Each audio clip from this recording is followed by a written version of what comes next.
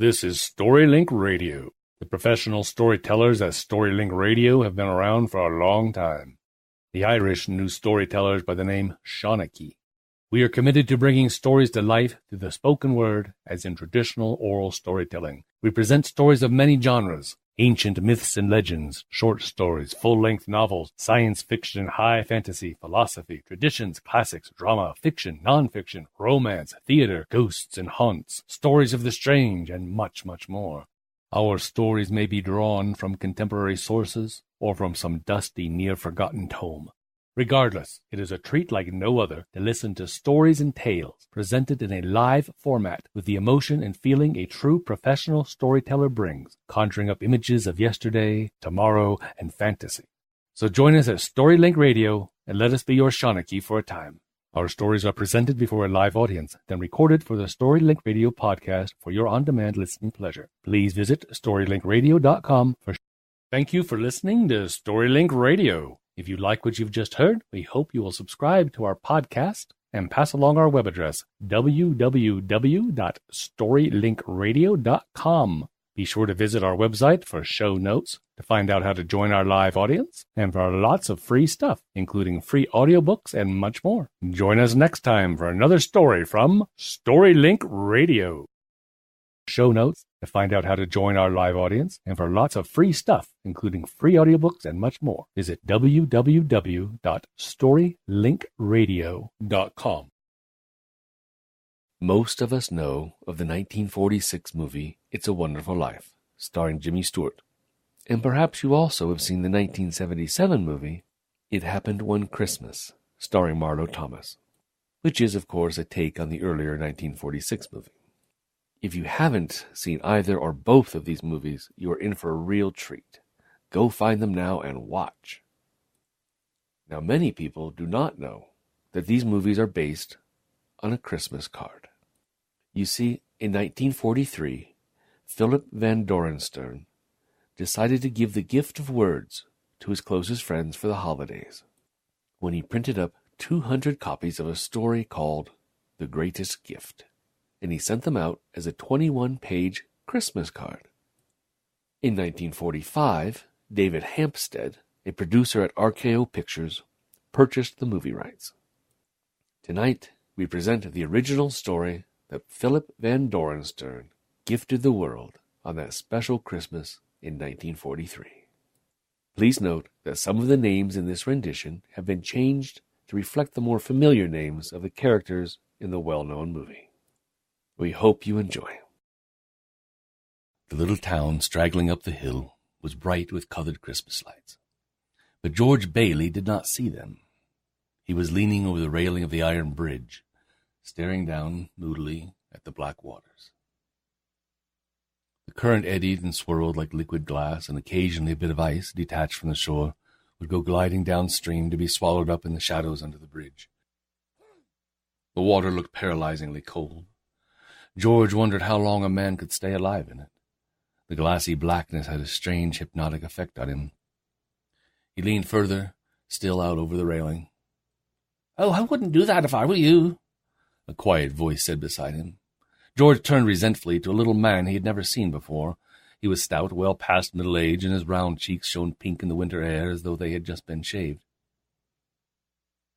"Wouldn't do what?" George asked sullenly. "What you were thinking of doing." "How do you know what I was thinking?"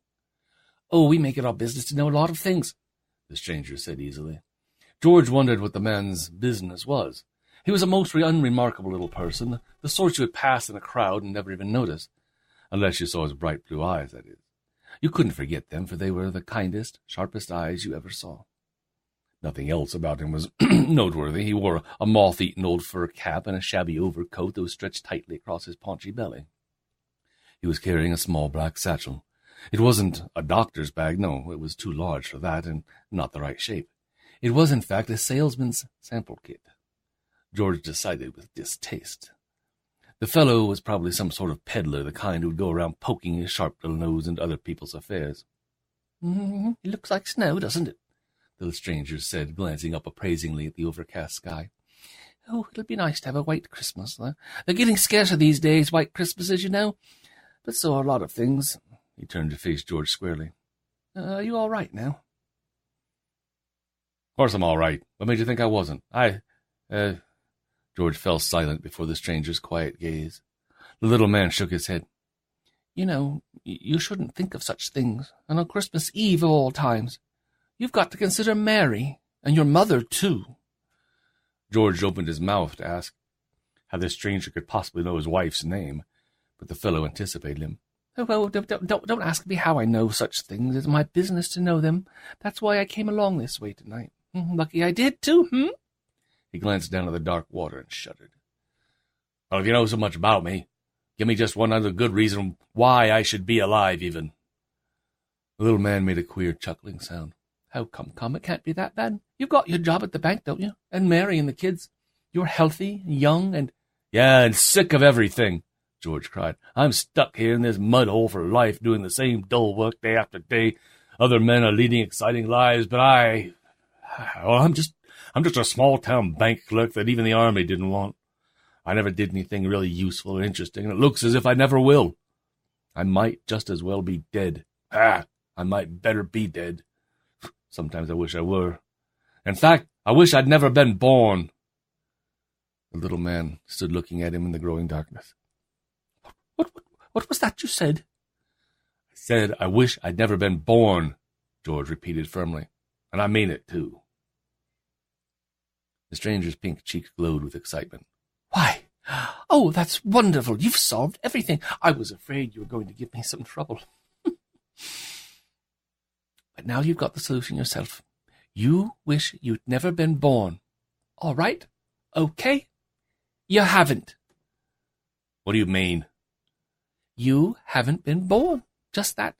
You haven't been born. No one here knows you. You have no responsibilities, no job, no wife, no children. Why, you haven't even a mother. You couldn't have, of course. All your troubles are over. Your wish, I am happy to say, has been granted. Oh, officially. Nuts. George snorted and turned away. The stranger ran after him and caught him by the arm. Oh, you'd better take this with you, he said, holding out the satchel. It'll open a lot of doors that might otherwise be slammed in your face. What doors in whose face? George scoffed. I know everybody in this town. Besides, I'd like to see anybody slam a door in my face. Yes, I know, the little man said patiently. But take this anyway. It can't do any harm, and it may help. He opened the satchel and displayed a number of brushes. You'd be surprised how useful these brushes can be as an introduction, especially the free ones. These, I mean. He hauled out a plain little hand brush. I'll show you how to use it. He thrust the satchel into George's reluctant hands and began. When the lady of the house comes to the door, you give her this.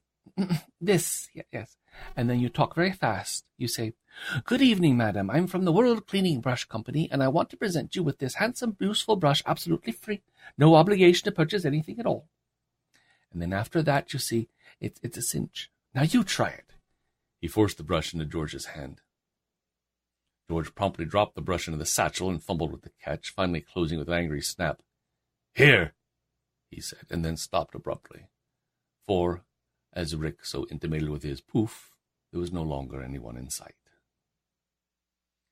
The little stranger must have slipped away into the brushes growing along the river bank, George thought. He certainly wasn't going to play hide-and-seek with him. It was nearly dark and getting colder every minute. He shivered and turned his coat collar up. The street lights had been turned on, and the Christmas candles in the windows glowed softly. The little town looked remarkably cheerful. After all, the place you grew up in was the one spot on earth where you could really feel at home. George felt a sudden burst of affection even for crotchety old Hank Biddle, whose house he was passing. He remembered the quarrel he had had when his car had scraped a piece of bark out of Hank's big maple tree. George looked up at the vast spread of leafless branches towering over him in the darkness now. The tree must have been growing there since Indian times. He felt a sudden twinge of guilt for the damage he had done. He had never stopped to inspect the wound, for he was ordinarily afraid to have Hank catch him even looking at the tree. But now George stopped and stepped out boldly into the roadway to examine the huge trunk of that ginormous maple tree. Hank must have repaired the scar or painted it over, for there was no sign of it. George struck a match and bent down to look more closely. Then he straightened up with an odd sinking feeling in his stomach. There wasn't any scar on that tree. The bark was smooth and undamaged. And then he remembered what the little man at the bridge had said. Well, it was all nonsense, of course, but the non-existent scar bothered him. When he reached the bank, he saw that something was wrong. The building was dark, and he knew he had turned the vault light on. He noticed, too, that someone had left the window shades up. He ran around to the front. There was a battered old sign fastened to the door, and George could just make out the words, "For rent or sale, apply James Silva Real Estate."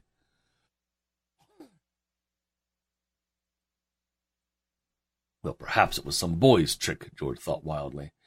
Then he saw a pile of ancient leaves and tattered newspapers in the bank's ordinarily immaculate doorway, and the windows looked as though they hadn't been washed in years. A light was still burning across the street in Jim Silva's office. So George dashed over and tore the door open. Jim looked up from his ledger book in surprise.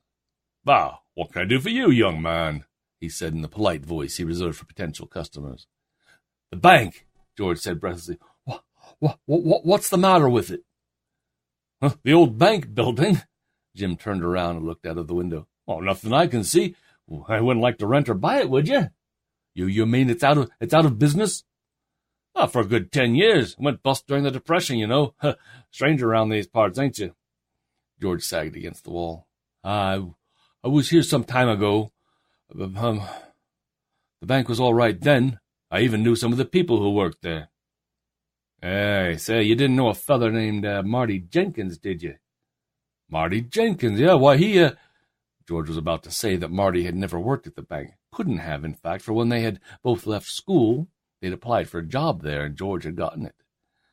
And now, of course, things were different. He would have to be careful. No, I didn't know him. Not really, that is. I'd heard of him." "Ah, yeah? Maybe you heard how he skipped out with $50,000. That's why the bank went broke, you know. Pretty near ruined everybody around here." Silva was looking at him sharply. "Yeah, I was hoping for a minute maybe you'd know where he is. I lost plenty in that crash myself. We'd like to get our hands on Marty Jenkins, eh?" "Say, didn't he have a brother? It seems to me he had a brother named Arthur." "Yeah, Art? Yeah, sure. Art's all... yeah, but he's all right.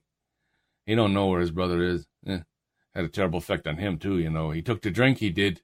It's too bad. Hard on his wife. Yeah, old Art, he married a nice girl, he did." George felt the sinking feeling in his stomach again. Who did he marry?" he demanded hoarsely. You see, both he and Art had courted Mary. "Well, a girl named Mary Thatcher, yeah," Silva said cheerfully. "Yeah, she lives up the hill just this side of the church." Hey, where you going?" But George had bolted out of the office.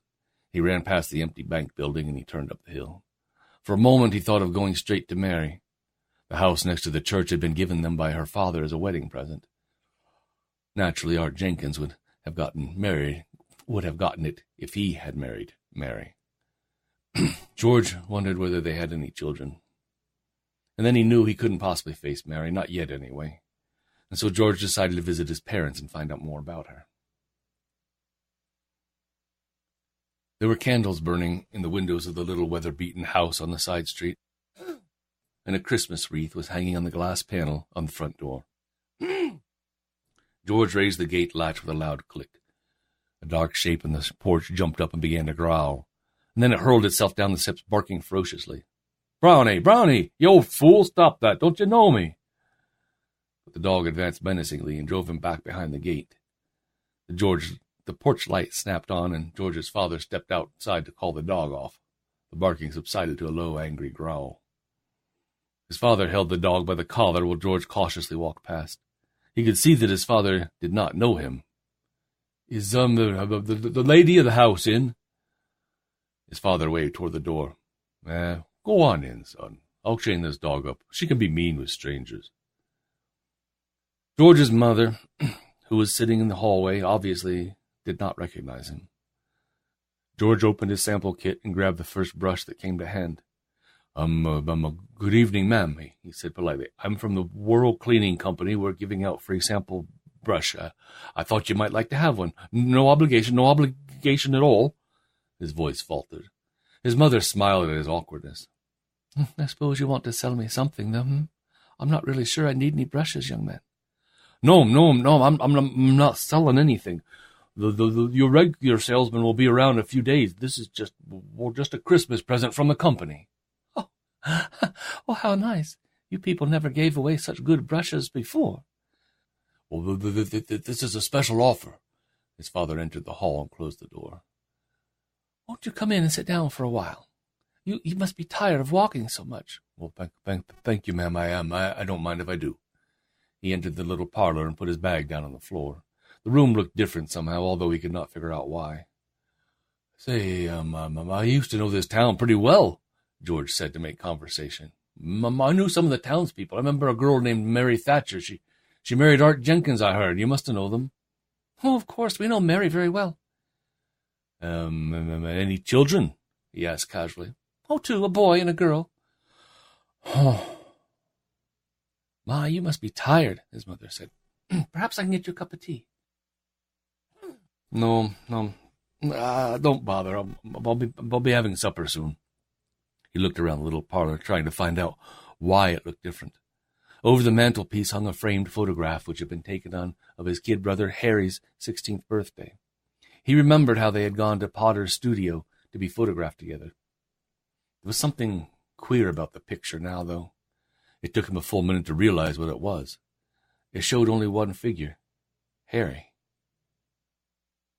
Does they say that your son? He asked. His mother's face clouded over. She nodded but said nothing. Oh, I think I met him too, George said hesitantly. His name's Harry, isn't it? His mother turned away, making a strange choking noise in her throat. Her husband put his arm clumsily around her shoulder. His voice, which was always mild and gentle, suddenly became harsh. You couldn't have met him. He's been dead a long time.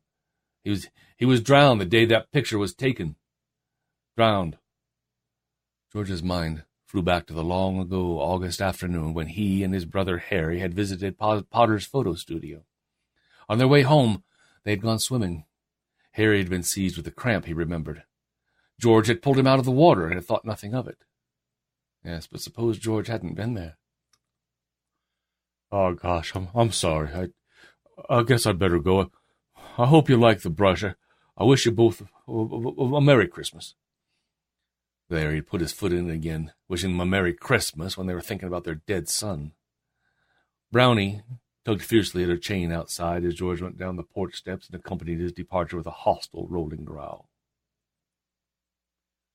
George wanted desperately now to see Mary. He wasn't sure he could stand not being recognized by her, but he had to see her. The lights were on in the church, and the choir was making last-minute preparations for Christmas Vespers. The organ had been practicing Holy Night, evening after evening, until George had become thoroughly sick of it. Yes, but now the music almost tore his heart out. George stumbled blindly up the path to his own house. The lawn was untidy. The flower bushes he had kept carefully trimmed were neglected and badly sprouted. Art Jenkins could hardly be expected to care for such things. When he knocked on the door, there was a long silence, followed by the shout of a child, and then Mary came to the door. At the sight of her, George's voice almost failed him. Merry Christmas, ma'am, he managed to say at last. His hand shook as he tried to open the satchel. Oh, come in, Mary said indifferently. It's cold out there. When George entered the living room, unhappy as he was, he could not help noticing, with a secret little grin, that the too high-priced blue sofa that he and Mary had often quarreled over was there. Evidently Mary had gone through the same thing with Art Jenkins and had won the argument with him, too. George got his satchel open. One of the brushes had a bright blue handle and vari-colored bristles. It was obviously a brush not intended to be given away. Yes, but George didn't really care. He handed it to Mary. This would be fine for your sofa, he said. Oh, my, that's a pretty brush. You're giving it away free? He nodded solemnly. This special introductory offer is one way for the company to keep excess profits down and share them with its friends. Mary stroked the sofa gently with the brush, smoothing out the velvety nap. It is a nice brush, thank you. There was a sudden scream from the kitchen, and two small children rushed in. A little homely-faced girl flung herself in her mother's arms, sobbing loudly as a boy of 7 came running after her, snapping a toy pistol at her. "Mommy, she won't die," he yelled. "I shot her 100 times. She won't die." He looks just like Art Jenkins, George thought. Acts like him, too. The boy suddenly turned his attention to him. "Who are you?" he demanded belligerently. He pointed his pistol at George and pulled the trigger. Snap, snap, snap. "You're dead. You're dead. Why don't you fall down and die?" There was a heavy step on the porch. The boy looked frightened and backed away. George saw Mary glance apprehensively at the door. Art Jenkins came in. He stood for a moment in the doorway, clinging to the knob for support. His eyes were glazed, his face was very red. "Who's this?" "He's a brush salesman," Mary tried to explain. "He gave me this brush." "A brush salesman? I'll tell him to get out of here. I don't want no brushes." Art lurched across the room to the sofa where he sat down suddenly. I don't want no brush salesman neither."